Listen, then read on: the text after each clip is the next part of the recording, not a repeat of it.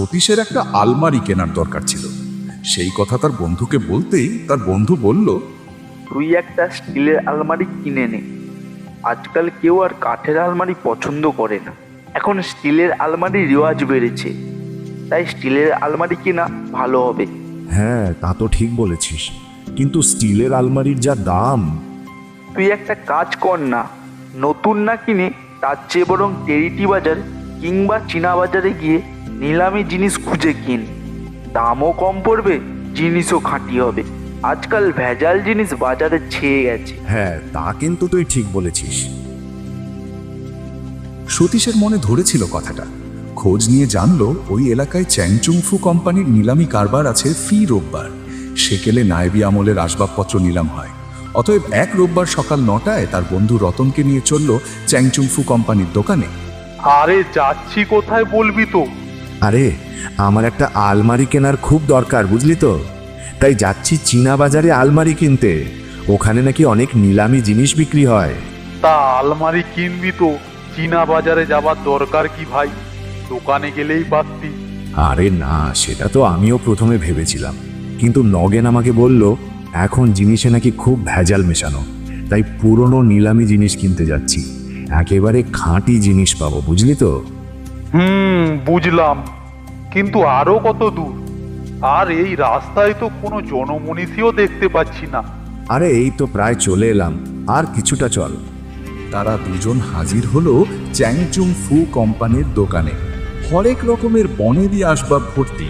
তার মধ্যে খুঁজে খুঁজে কোনার দিকে একটা ছাই রঙা স্টিলের আলমারি পছন্দ হলো। বেশ বড় আলমারি, একটা আয়নাও লাগানো রয়েছে। কিরে, এই আলমারিটা কেমন বল?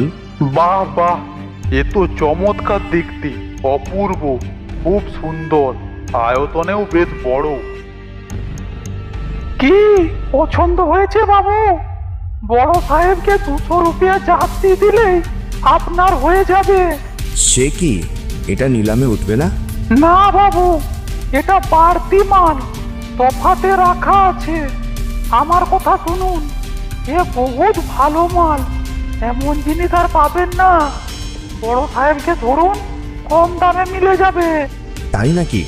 তা ভেতরটা কেমন, খোলো তো দেখি। কর্মচারী পাল্লাটা টানতেই ঘ্যাঁ এক ভয়াবহ কর্কশ আওয়াজ হলো। ঘরশুদ্ধ লোক চমকে উঠল। সতীশ পিলে চমকে 2 পা পিছিয়ে গেল। দেখছেন বাবু, এটাই তো এর আসল গুণ। চোর ডাকাত খুললেই আপনি টের পেয়ে যাবেন।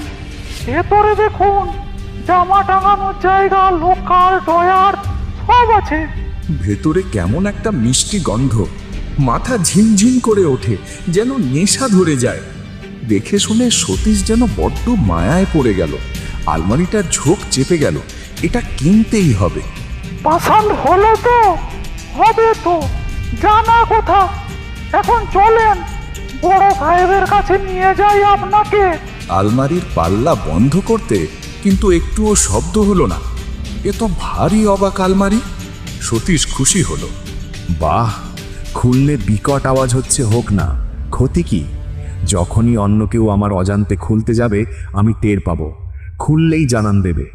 আর আমার ওই চোর ভাগ্নে আর কাজের লোকের জন্য এটাই সেরা ওষুধ। এবার তোরা কিভাবে চুরিচামারি করবি দেখা যাবে। একটা চেম্বারে নিয়ে গেল কর্মচারীটি। সতীশ দেখল একজন চীনা ভদ্রলোক বসে আছেন। একটু হেসে খুব খাতির দেখে বললেন, বসুন স্যার, বলুন কি করতে পারি? ওই আলমারিটা ও বুঝেছি বুঝেছি, বেশ তো নিয়ে যান। কিরকম দাম লাগবে যদি বলেন? পছন্দ হয়েছে তো নিয়ে যান না, আপনার যা খুশি তাই দাম দেবেন। সে কি, ঠাট্টা করছেন নাকি? দাম নিয়ে কোনো দরাদরি করবেন না। ওই আলমারির মালিক ছিলেন হুয়া নামে আমার এক বন্ধু। তিনি হংকংবাসী যাবার আগে ওটা আমাকে দিয়ে বলে গিয়েছিলেন যেন জিনিসটার দাম নিয়ে কারো সঙ্গে দরাদরি না করি। কেউ যদি খুব পছন্দ করে কিনতে চায়, সে হাতে তুলে যা দেবে আমাকে তাই নিতে হবে। তা আমি ছাড়া আর কারো পছন্দ হয়নি বুঝি? না। কেন পছন্দ হয়নি? জিনিসটা তো ভালোই মনে হলো। ওই বিশ্রী আওয়াজটার জন্য, বুঝলেন কি না? আজকাল লোকের যেন ভারী অদ্ভুত মনোভাব। আলমারি হোক আর মোটর গাড়ি, আওয়াজ বরদাস্ত করতে পারে না। সাইলেন্সার লাগায় গাড়ির ইঞ্জিনে, বুঝলেন কি না?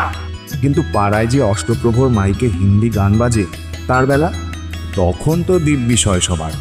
আর আলমারিতে একটু তেল তেল দিলেই তো আওয়াজটা বন্ধ হয়ে যায়। এটা কারোর মাথায় আসেনি।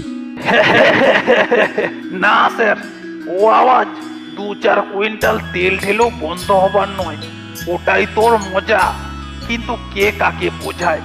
তাছাড়া আলমারির এরকম আওয়াজ থাকা তো ভালোই। এই চোর ডাকাত যদি... দেখুন, আমার যখন পছন্দ হয়েছে তখন জিনিসটা আমি নেব, ন্যায্য দাম দিয়েই নেব। বলে পাঞ্জাবির ভেতর পকেট থেকে যা হাতে এলো চোখ বুজে টেবিলে রেখে দিলেন। তারপর উঠে দাঁড়ালেন, বললেন, আশা করি আলমারিটা এখন আমি নিয়ে যেতে পারি। তারপর চীনা কর্মচারীরা সেই আলমারিটিকে সতীশের বাড়িতে পৌঁছে দিয়ে এলো। জটিল আর বীরু আলমারিটা দেখে খুব প্রশংসাই করল। সতীশ তাদের ব্যাপারটা টের পাইয়ে দিতে পাল্লার হাতল ধরে টান দিলেন। অমনি মনে হলো কানের ভেতর গরম শীষে ঢুকে যাচ্ছে। বাড়ি শুদ্ধ একেবারে কেঁপে উঠেছে। জটিল দোকানে হাত ঢেকে বাপ রে বলে লাফিয়ে উঠল। বীরু প্রায় ভিনি খাবার দশা। সে চেঁচিয়ে উঠল, ও মামা, এই যে সাংঘাতিক ব্যাপার। সতীশ চমকে গেল। বাড়ি এসে যেন আওয়াজটা 3 গুণ বেড়ে গেল। দোকানে তো এত বেশি আওয়াজ হয়নি। কিন্তু কথাটি আর বললেন না, মুচকি হাসলেন। শুধু বীরু বলল, মামা, একে তো ওয়েলিং করা দরকার, নাহলে পাড়ার লোক থানা পুলিশ করে বসবে। আরে ডিস্টার্ব হবে যে। হাতি করবে, ঘোড়া করবে, আমি কারো ডিস্টার্ব হবে বলে আমার আলমারি খুলতে পারবো না? আরে ওয়েলিং করলেই তো হয়। বেশ তো, অয়েলিং করে দেখ না তুই। যদি আওয়াজ বন্ধ হয় তো হোক। বীরু নারকেল তেলের শিশি নিয়ে এলো। তারপর পাল্লার কবজাগুলোতে ঢেলে দিল। পাল্লা বন্ধ করে বলল, দেখছো, আর কোনো শব্দ নেই। এবার খুল তো দেখি বীরু। বীরু যেই হাতল ধরে টেনেছে অমনি যেন আবার কানে গরম শীষে ঢুকে পড়েছে।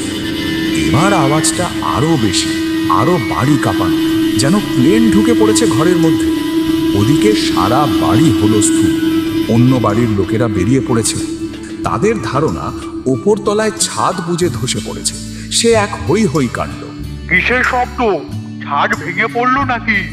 আরে না না, প্লেন যাচ্ছিল, ভয় পাবেন না। সতীশ স্তম্ভিত হয়ে দাঁড়িয়ে রইল।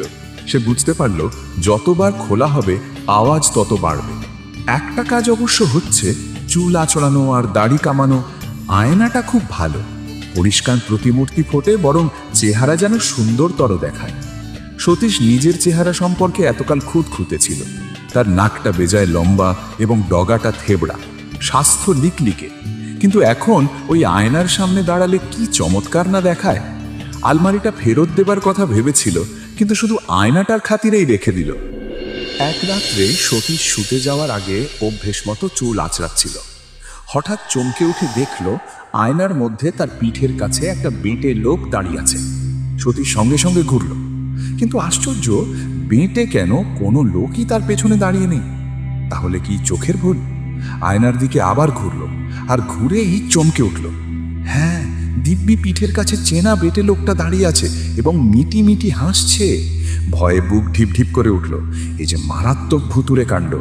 সতীশ বরাবর সাহসী এবং ঝেদি মানুষ, কিন্তু ব্যাপারটা দেখে তার গায়ের রক্ত হিম হয়ে গেল। তখনই কাঁপতে কাঁপতে খাটে গিয়ে বসে পড়ল।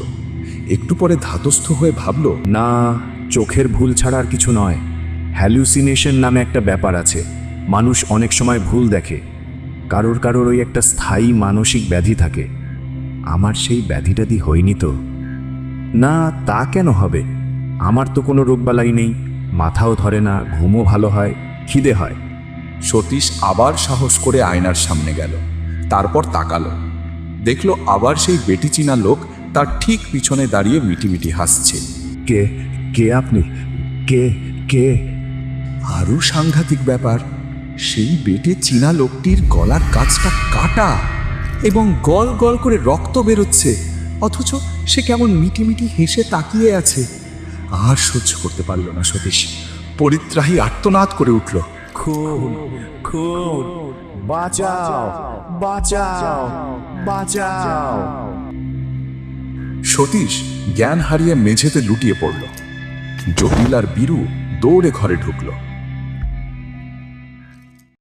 পরদিন সকালে টেম্পোতে করে আলমারিটা ফেরত নিয়ে এসেছে সতীশ। সেই কর্মচারীটি এগিয়ে এলো। আসুন বাবু, আসতে এত দেরি হলো যে? দেরি মানে? কালই তো নিয়ে গেলাম। আগে যারা নিয়ে গেছেন তারা তো পরদিনই ফেরত দিয়ে যান, আপনি 2 দিন রাখলেন কি করে? যা খুশি করেছি, ওটা ওর জায়গাতেই রাখো। জিনিস ভালো ছিল বাবু, কিন্তু বড্ড গোলমাল করে। আসলে ওই আলমারির মালিক হং সাহেবকে ডাকাতেরা খুন করে ওর ভেতরেই ভরে রেখেছিল। 1 বছর পরে তালা ভেঙে লাশ উদ্ধার হয়েছিল। সেই থেকেই ওটার পাল্লা খুললে এমন কান্নার শব্দ হয়। ওয়েলিং করে ঠিক হয়নি। আচ্ছা বাবু, আবার আসবেন। সতীশ আতঙ্কিত মুখে পেছনের দিকে না তাকিয়ে প্রায় দৌড়ে দোকান থেকে বেরিয়ে গেল।